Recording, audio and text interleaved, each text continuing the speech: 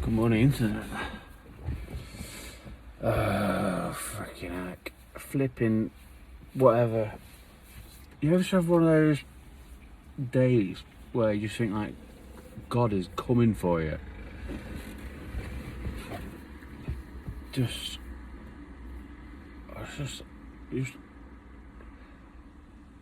just feel so fucked. I so badly want to go on a health kick. But then external forces are just destroying fucking my happiness is probably the wrong word, but just my ability to persevere. It's just a gift and a curse of as well seeing the world for what it is, in terms of not trusting what's on the media, but also analysing the motives behind the stuff that's on our media. Like, for us to consider that we're the only side that's not propagandized, I think might be misguided. I was thinking about, there's definitely as far as I can see, there's definitely a push for us not having babies. I think there's an overpopulation problem, that the people that are in control, the actual people that are in control, even like Sky News have got Dominic Cummings on talking about the deep state. So for that, there is an element of hope in that, because Sky News can't be owned by the people that were in control, like the BBC and stuff. It must be owned by different people. Anyway, the extent of the manipulation of the people through the media is obscene. And when you see it, you can't unsee it. And then when you start seeing it, you start seeing it more. And it's I've been conspiracy theorist for a very, very long time. And when I read a paper when I was at university about how the term conspiracy theorist was engineered by the CIA to group together any unstatus quo beliefs that might have a detrimental effect on the effect that was prescribed. And since can't find that paper, or any of the stuff that I used to watch about 9/11, which was rife on the internet back in the day.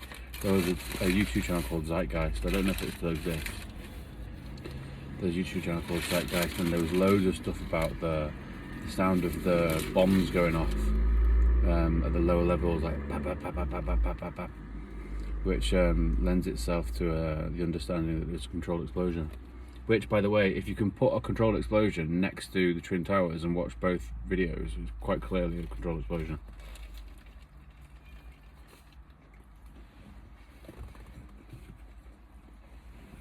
I think it's an overpopulation problem. I think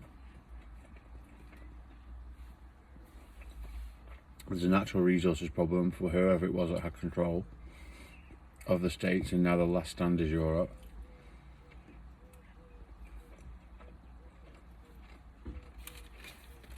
And part of me is like, is it just weak leadership? Why there's so many problems with immigration at the moment? Well, I think I'm insulting my own intelligence a little bit there.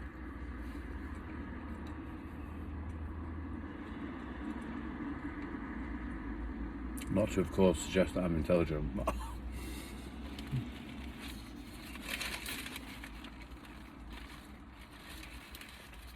But yeah, I was thinking about. So I think there's a push to get us to have kids later through mass narcissism. And I think there's a push to have us not have kids early. And I was thinking, it came into my head today about that Teen Mum program. MTV is like the devil, because it targets young people, young impressionable people. It shapes culture.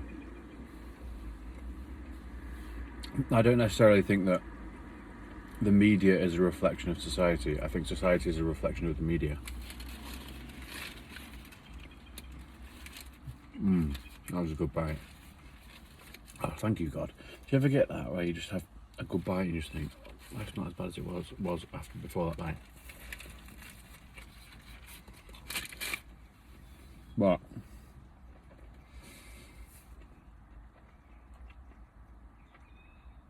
yeah, just one of those. I know my dogs need more walking. I feel really guilty that I'm not giving it to them the last few days.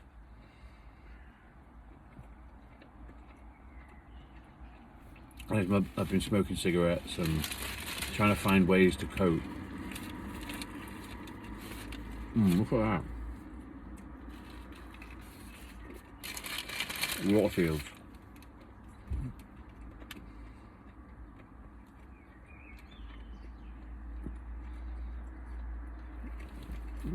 There's just, it's a gift and a curse being like open to stuff, because I feel like they made a mistake with the timing with me. Because I started smoking weed younger because I was trying to escape some wild shit that was happening in my life.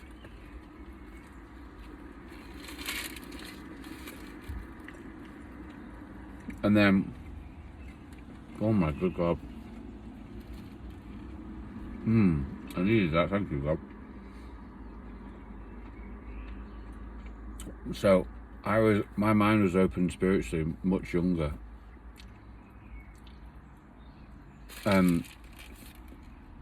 I was open to, and because I got kicked out of school in like shady circumstances, and my life has just been a series of shady circumstances one after the other, it feels like. Then I've never had a problem questioning authority because authority's never been good to me.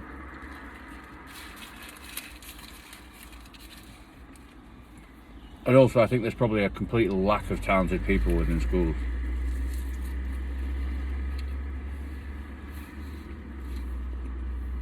We should pay teachers more, we should pay nurses more.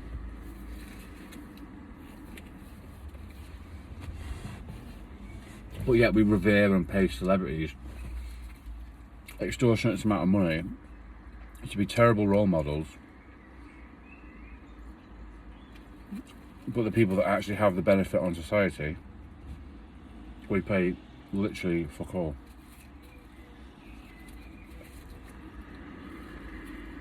So obviously there's going to be a lack of talent in those areas. But then we're giving our kids over to these people who haven't got their shit together. I'm not saying all teachers don't have their shit together, because obviously there's a lot of kind, nice people that sacrifice their own sort of, wow, look at those dogs. Where the fuck they gone now? There they are, can you see them there? Those big fuckers. Not pulling on the leads. I just think society is so backward. Like, footballers get paid an extortionate amount of money. I'm not just signaling out footballers, but anyone that, it's a good example, to run around a grass field and kick a ball. Now, there is a lot of skill in it, and you do have to dedicate a lot to get to the top. But at the same time, I can't see that we're overwhelmed with positive role models within that space.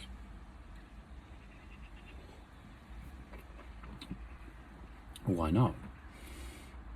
Well, maybe because we aren't given the best chance that we've ever had to be able to be all sort of, without my life experiences and being able to question authority and question narratives and question things.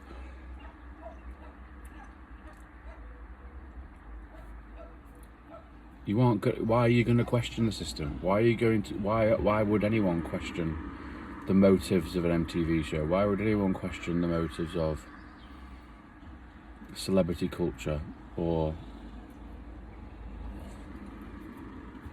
anything, unless you've been cracked by the whip and you're actually like,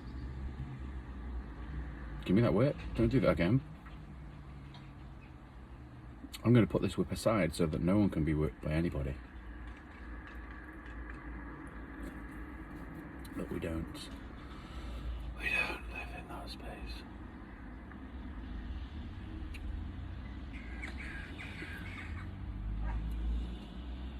I've got to go back and walk the fucking dogs. I was so close to crying again.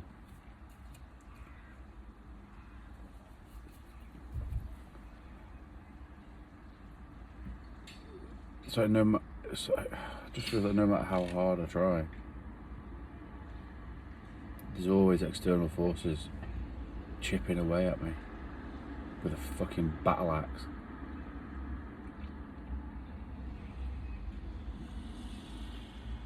I just spoke to an old lady then in the bakery, an older woman, which must have been in her 70s or 80s, and she saw me stretching my neck because my neck's hurting this morning, and she said, "Oh, have you got a bad neck, love?" And I went, "I'm falling apart. I've got a bad neck, I've got a bad wrist, I've got a bad back, I've got bad legs."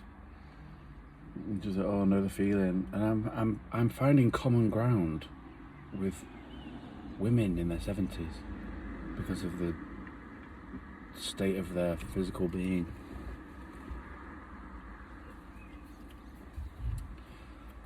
Yeah, I noticed a lot of my stored, what's the word? Not stored. You know what? Holding on to emotion has started to move, which is probably why I had a big cry the other day, and probably why my pain sort of feels like it's moving around my body and that. Because that's another thing, like science, all this the Eastern medicine and the energy, the chakras and the energy systems and stuff like that. It's been far more useful to me than Western science, because science is just a humanistic conceptualization of what's going on in and around us, but we swear by it like it's a god. We worship science like it's the thing that knows all. It doesn't know all, does it? But it makes money for people. It doesn't know all. So we're worshipping this thing, or looking up to this thing, like this great saviour of modern medicine. And look, it's very, very helpful. There's a lot of very, very clever people, but it doesn't have all the answers. It should be part of the thing, part of the way that we cure us all. It should be used. It's like cigarettes now. I feel like want to anyway be in a situation where I'm using smoking rather than smoking using me. Although it's very, very addictive. And Leonardo, if you ever watch this, please don't start smoking. If you can find a nicotine product that's not bad for you, but that doesn't mean vaping, then you can use nicotine as a when you're stressed. Use nicotine as the nicotine lozenges are very good from Nicotinell or whatever. But again, why are they not very, very cheap? Why are they not subsidised by the government? Why are the nicotine replacement products not subsidised? Not mega cheap?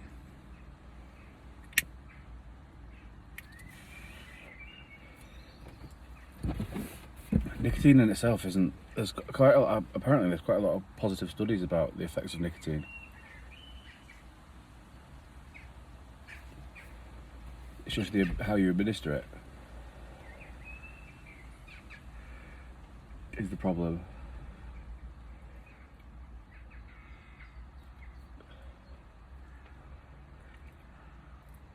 But yeah, I'm just clawing. I feel like I'm just clawing at the moment. I went to boxing last night, and I had to stop after the warm-up because my back was aching. I could feel it, and I know that if I train on it, I'm just going to make the situation worse, and then I can't train, and then that's going to start affecting my mental health, because the only real thing that's keeping me positive, keeping me pushing, is the gym and going to boxing. Going to boxing is the thing that's like, I said to one of the coaches the other day, it's keeping me alive.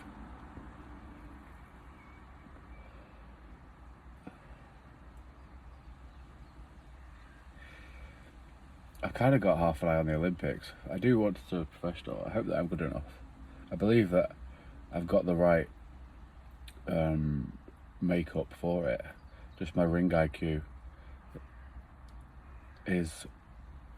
I've never sparred that much, so sparring, which I'm really enjoying, is going really well and I'm really enjoying it. But I'm also conscious that smashing pads is very different to smashing someone. So like, if you put me in front of someone with pads, I feel very, very comfortable. If you put me in front of a human, it's like, how the fuck do I hit you with an uppercut? There's not someone offering me a pad. Anyone could look good on pads. I seem to not be all that fazed by getting punched, which is definitely a part of a prerequisite that might be useful for boxing. But rugby pre-season's coming up, so there's still part of me that just feels like there's unfinished business with rugby. I trained for like 2 years straight. I quit my job to try and become the oldest person to go professional at rugby, and I lost like, I'm probably like 15 stone now. I was up to 16 and a half, but I was not mentally prepared for what was to come. But then what was to, so yeah, I lost all the weight. I quit my job. I sold my house with my ex, and I used that money to focus solely on rugby and wellness. So it was like everyday meditation, yoga, hot and cold therapies, stretching, skill sessions, fitness sessions. But I ended up getting badly injured and having this horrible thing happen to me. 2 weeks before my golden ticket into the pros, I had a place at Exeter University, and I've spoken about this before. I had a place at Exeter University, and the Chiefs, I was on the Chiefs radar. They wanted me to either go through Taunton if I decided to change my mind about the university, or through the uni team, which is basically my golden ticket for this thing that everyone told me was impossible. Everybody told me it was impossible, and I was like, that Nelson Mandela quote, it always seems impossible till it's done. That's disgusting drag. Fuck off. I really want to not smoke, though. I'm conscious that I have going clean again is what I want to do. So back to no caffeine, no smoking, no junk food, no nothing. Just completely clean again.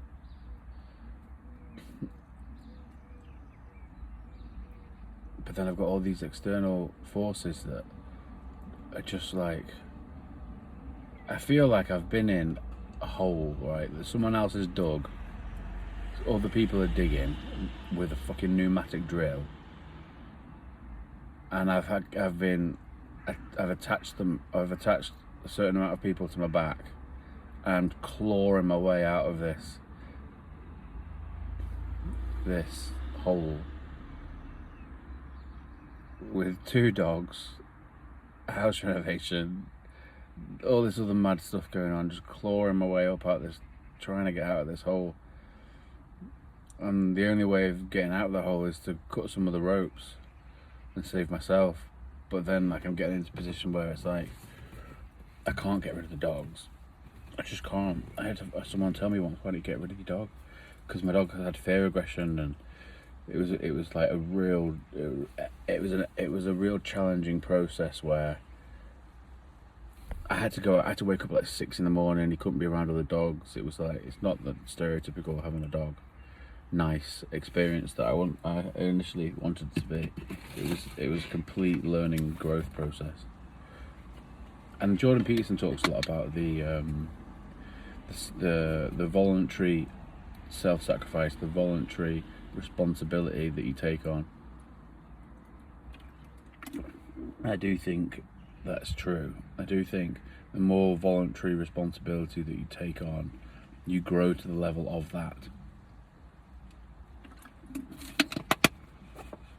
Because I'm so emotionally attached to the dogs, and to be fair, they've like saved my life especially in the last 6 months after the car crash.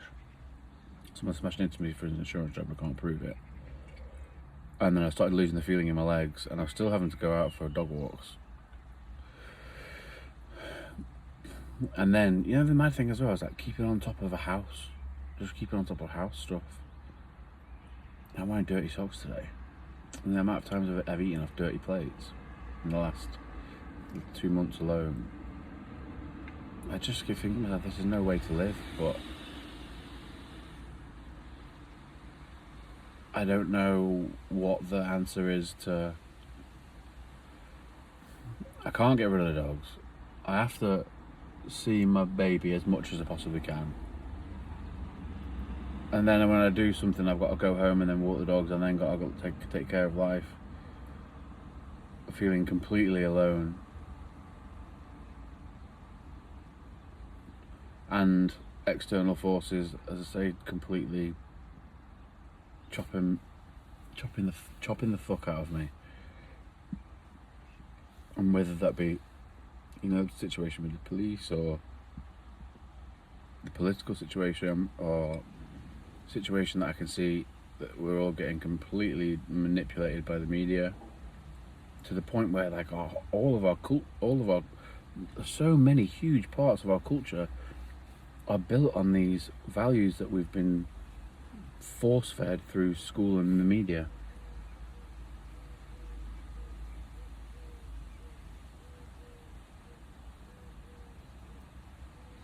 So, all in all, and that's not even everything.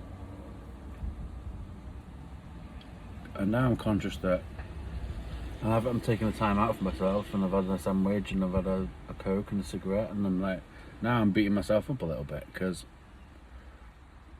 I've got these really, really high-minded ambitions that I know that I can fulfill, but until I can get to a situation where I can go clean again, they're going to elude me. So it's like I have to choose. I can't give up on my dreams. I just can't. Because then what was the point in getting this far? I can't top myself because I've got a kid. Even if by far it's more challenging to stay alive. By far. This is a bit of a depressing video, but it's real at least. What else? You don't often find any TV show that's edited. I think you probably can't trust it, because what's editing? Editing is manipulation, isn't it? Well, I've been trying to reach out to friends a little bit more recently, but you know, one mistake that I found is that your friends can't replace your family.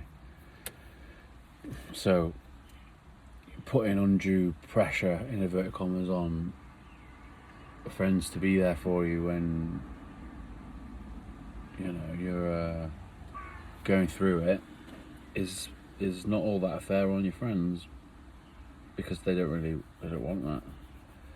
Because a lot of people just want friends to be a fun thing where it's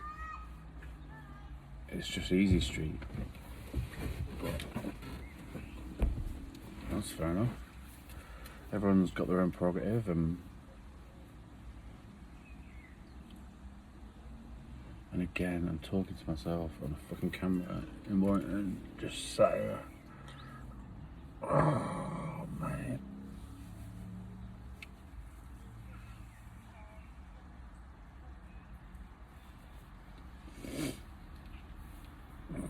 one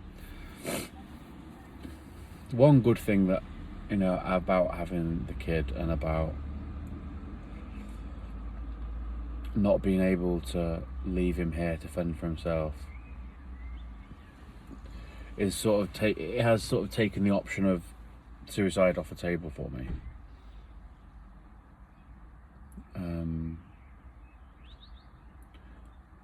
Which is a nuanced issue.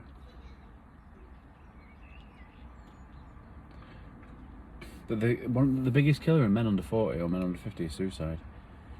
You don't hear that on the news. Why is that not? The biggest killer in men under 50 is suicide. So why is that not talked about all the time? They've changed. You can't get hold of the stats per, because I realise all this shit because when I'm going into a topic, I'll go and read the papers on it. Like I'll fully go in and be like, all right, I'm not going to listen. I'll take some ideas from the wider sphere about, you know, some of these conspiracy theories, and I'll go into it and I'll read the papers and I'll go into it. It's like with COVID, I went into it. I was reading the papers. I was looking at the statistics. And there was publicly available information about the age groups of the deaths of COVID and the minuscule amount of people under 40 that were dying from it was what led me to be like, this is possibly population control, but also this is not as scary as it's being made out to be, especially for young people.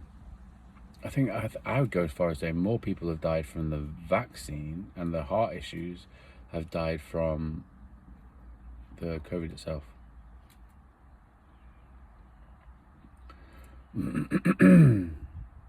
But it's globalist agendas, isn't it? We don't really have a fucking Scooby. Oh, I drank the wrong one, that's why. We don't really have a Scooby-Doo as the people about what really goes down. The fuck? Something's leaked. Something's leaked of my one or prior, because that looks dirty. Fuck my life. One of those days.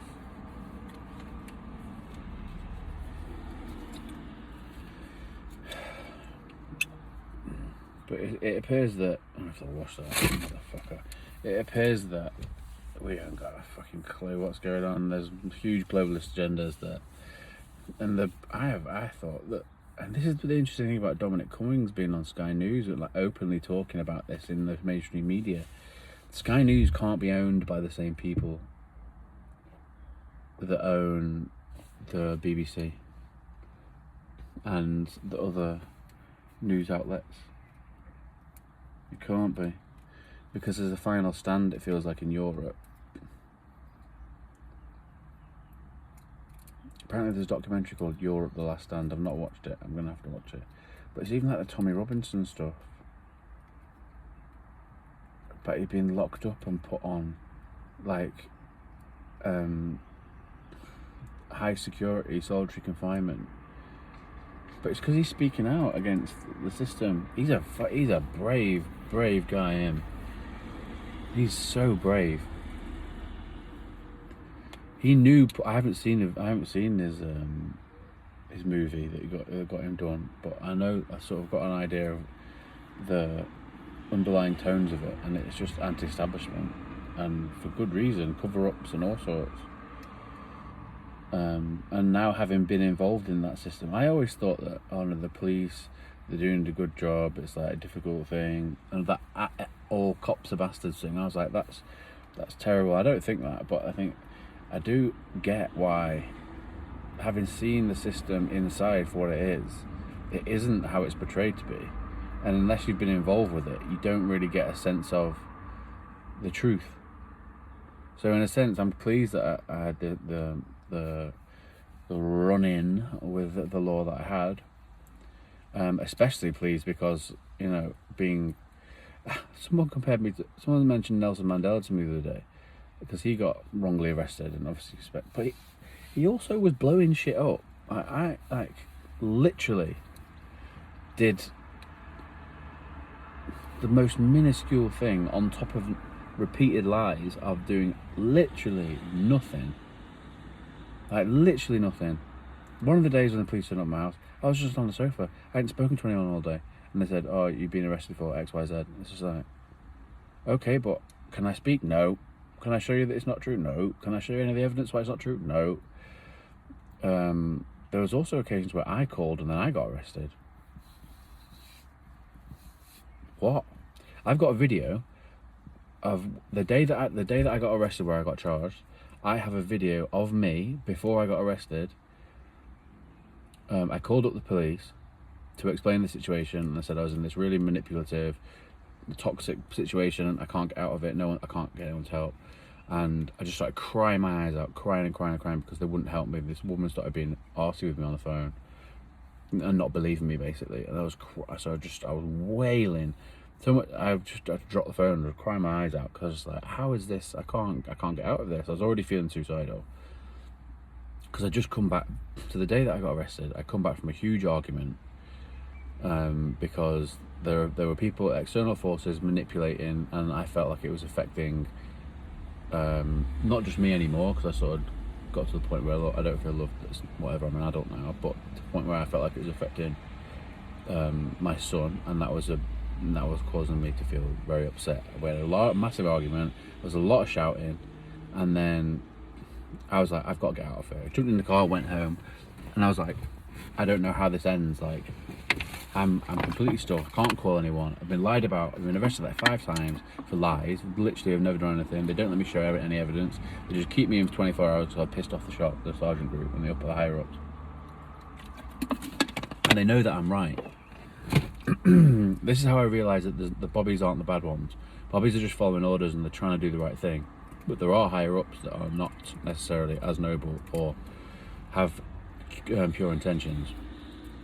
So I got to a point where someone would call about me, and then they would just come and get me and put me in solitary confinement for 24 hours.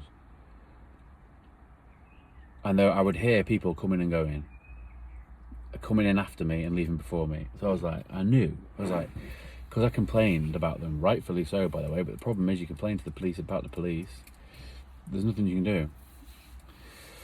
So I get back from this massive argument that we've had, where I'm just like, this can't be real.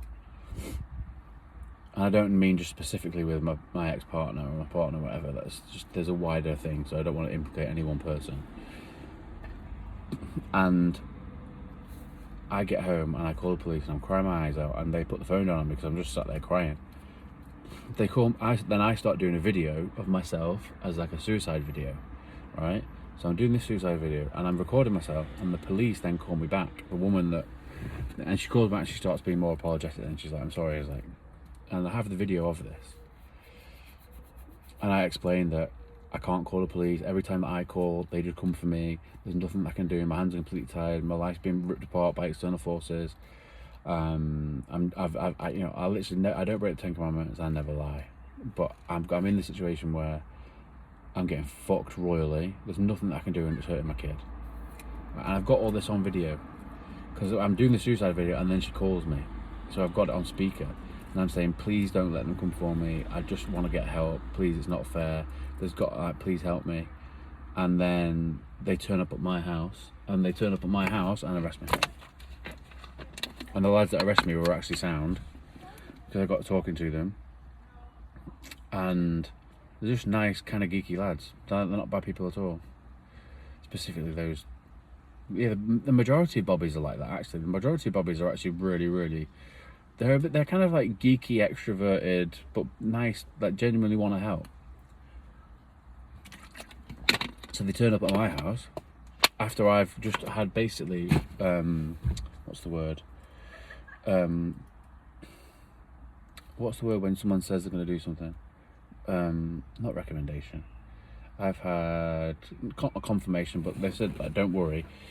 I've not watched it back for ages because it was too upsetting. But they said, basically, don't worry, we'll sort it out. They won't come for you. 15 minutes later, I've been arrested at my own door again. And at this point, I was not even bothered. The guy that was arresting me was more worried about it than I was, because I was just like, oh, gets me a bloody break. You can sit there on my own thoughts, meditating with the Bible for 24 hours. Like, sounds like a spa to me. So anyway, I call them, I ask for help, and then I get arrested again. And then 24 hours inside.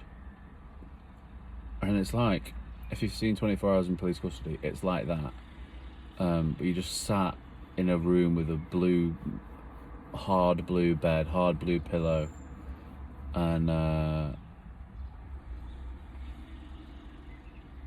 yeah, then you have to go to interview. And at this point, prior to that, I'd always just been advised to do no comment. But this time, when I spoke to the bobbies that arrested me, like, you've just got to explain the situation. And then I did explain the situation. It got me in even more trouble. So going back to what I was saying about the Tommy Robinson situation, it's very easy to look at that and just be like, believe what you've heard about him in the media, having not looked into any additional sources of information about him, and come to a conclusion that he's a bad person and he deserves to be locked up. This might suggest that there might be other schools of thought that might be able to be ascertained through other sources of information. But if you're only getting your sources of information through the TV, and specifically through mainstream media, then you only have one very biased side of the story, which isn't, I would suggest, in the best interests of the people. Like, is there more gay people now? Or is there a possibility that that has happened off the back of media agendas? If there is more gay people, more the power to you. Don't care what you put in and all around you. However, I'm suggesting there might be a possibility that the huge surge in gays and lesbians and transes is not as organic as one might believe or hope. And if it is, then that's fine, because each to their own. Don't judge a book by its cover. Excuse me. But there might be a situation where that's not the case. And if it's not the case, and then we've got into a situation where the extreme left, who all think they're doing the right thing, everyone that's on the left thinks that they're doing the right thing, but I'm suggesting that there might be a possibility that they're being manipulated to feel that way. So it's like you take the liberal principles that are very important, but then you turn up the dials on all of it to the point where it becomes fascist almost in nature. You can't question it, you can't speak about it, you can't comment on it, you get cancelled if you do. Cancel culture is a big one, because that's basically, you can't talk about anything that's not of the narrative, otherwise we'll just shut you up. Which is essentially what's happened to Tommy Robinson, Stephen Yaxley Lennon.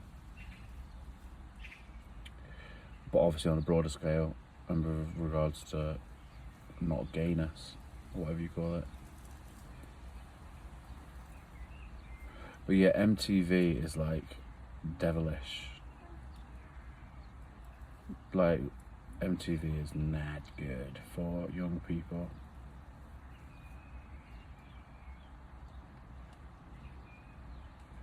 Yeah. Scary. Oh, there's a cute little doggy going past. Hello, little doggy.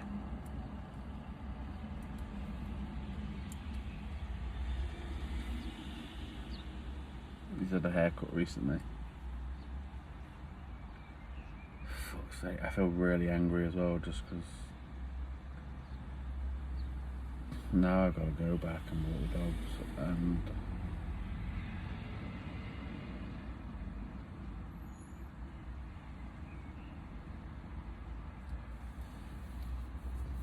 don't really want to. Not that I don't want to, I actually enjoy it. It's just that I just feel fucked. angry and sad all the time. Angry and sad all the time. I'm just trying to claw myself out of it. I'm just trying to go to boxing 3 times a week, manage to not hurt my wrist, manage to not hurt my back, keep the stretching up, trying to do the cardio in between, trying to do my best to not eat shit, smoke and drink Diet Cokes, and figure out a way where I can be a present father.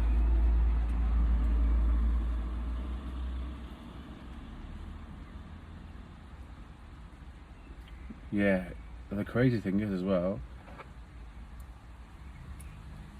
my my partner, who we're sort of separated at the minute, she's a good person. She's just caught up in some heavy manipulative stuff from an external force, and I've seen it before. It's happened to me before. I've lost people very close to me that have been manipulated and turned against me by other external forces, and I can see it now. I saw it with someone that's very close to me. I tried to say something about it, and they're just like, no, but they've already been cajoled into. I got accused of being a racist by someone to someone that I was very close with, in a bid to sort of character assassinate me. And the person just bought it, and they mentioned it to me, and I was just like, I'm not even going to fan those flames. That's just a ridiculous thing to say. And the funny thing is, I ended up having a partner from another race and got a mixed race child. But by that point, it was too late. That's another thing. The working class are the only lads left that are willing to fight. That's why the Tommy Robinson Brigade is all working class lads that basically, or majoritively was anyway, but then they get character assassinated by the elite classes and the middle class. But the problem that we've got is that the working class lads are the only ones left that are willing to fight for a cause. The middle class lads have all been pussy whipped, for want of a better phrase, because we've had this huge push in not strong women, dominant women. So as I see it, there's a huge amount of middle class lads that are dominated by their partner, the female. So they won't fight because we're in a situation where the women are now the strong ones.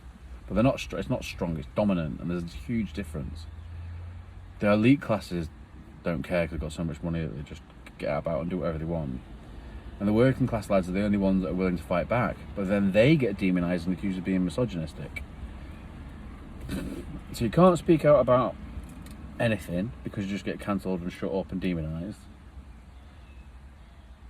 The working class lads get demonised because they get looked down upon as chavs, like the Tommy Robinsons and like that the people that support him.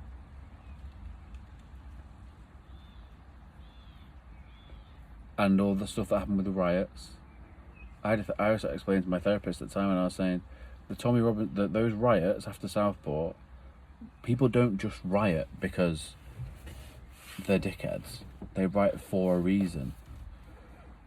Look, there are going to be some dickheads involved in it that are just there for the crack, because she said, what did she say? Oh, they just rolled out of the pubs.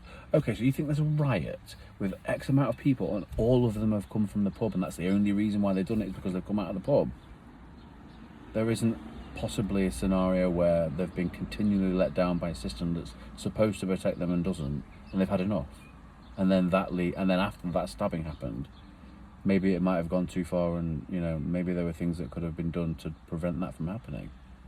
Oh no, they just rolled out of the pubs. Like, that's where the whole two-tier Kia thing came in, wasn't it? And they were just demonising working class lads and the rioters and all this stuff. Far right thuggery. That's what they jumped on, this far right thuggery thing. You can't say anything without being far right. I've got an England flag on my van. I feel uncomfortable having it on there because I've got an England flag on my van in England. Because I'm conscious that it'll give connotations of being far right. So to do being far right. Also, what even is far right? It's a construct. It isn't even a thing. It's an ideological label used to divide us.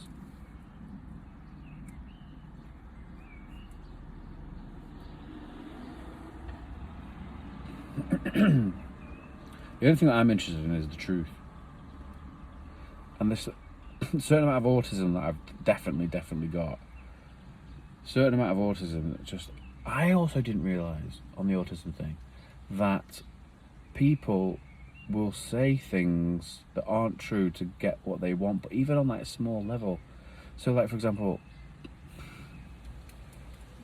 there's someone that wants to spend time with me, and they work in a trade, and they seem to be engineering the fact of coming over on a Friday evening every time.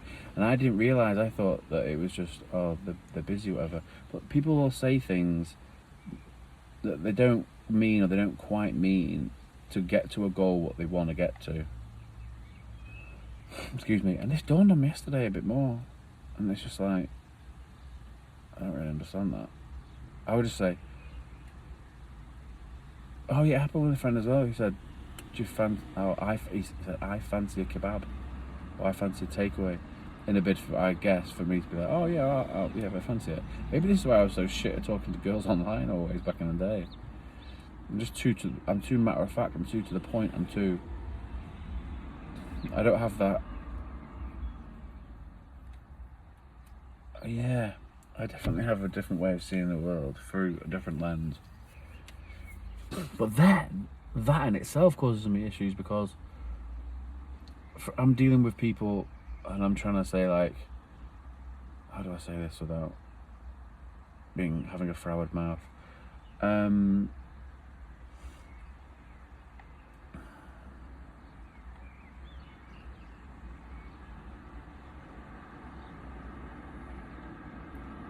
No, I'll just leave it.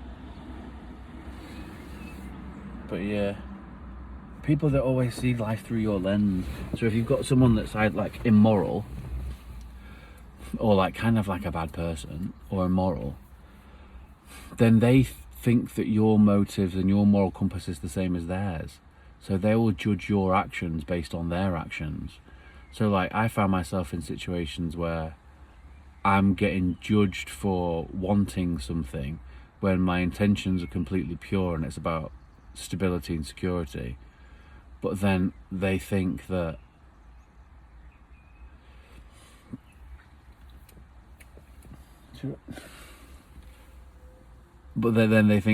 their intentions, your intentions, are like what their intentions would be, and that if it's from an immoral person might constitute power, or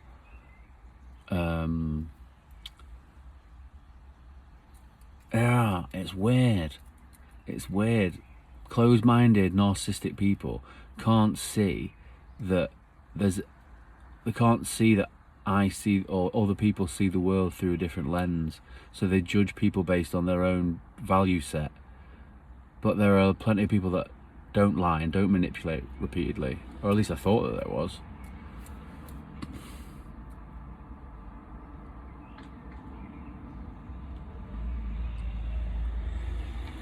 And then the people that do that kind of thing think that you're doing it even when you're not doing it. It's just and then but then they don't take it in, if I ever explain. Also, people that don't want to change their mind on stuff, like for ego and pride's sake, you guys suck. I'm just gonna say it, you guys suck. Being closed-minded is the most pussy move. That and lying and bullshitting primarily to make stuff look cool. So lame.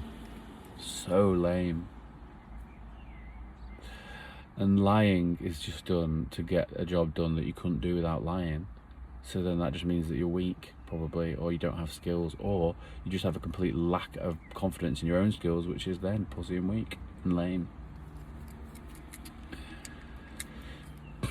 Lying is a weird one. There must be other people that like never lie. I like hold my hat on, keep never straying from my moral compass. I was pretty sure that I wasn't the only one, but